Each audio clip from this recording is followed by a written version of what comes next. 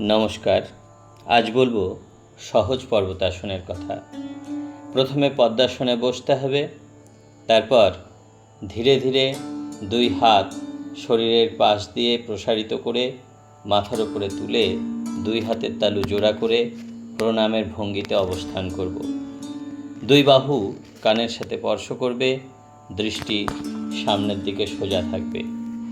শরীর সোজা, চোখ বন্ধ এবং শ্বাস প্রশ্বাস স্বাভাবিক রেখে 20 থেকে 30 সেকেন্ড এই অবস্থায় অবস্থান করব। তারপর পায়ের অবস্থার পরিবর্তন করে আসনটি করব। এর উপকারিতা: এই আসন অভ্যাসে হাঁটুতে, কোমরে বা কাঁধে বাত হতে পারে না। দেহের ভারসাম্য বৃদ্ধি পায়। এই আসন অভ্যাসে পায়ের বাত, বেদনা এবং কাঁধের আড়ষ্টতা দূর হয়।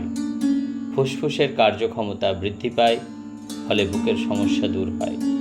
মেরুদণ্ড দৃঢ় ও সোজা হয়। ছোটদের ধৈর্য শক্তি বৃদ্ধি পায়, মনঃসংযম বৃদ্ধি পায়, ক্ষুধামান্দ্য দূর হয়। ফলে পড়াশোনায় মন বসে। এই আসন ছোট বড় বয়স্ক সকলেরই সমান উপযোগী।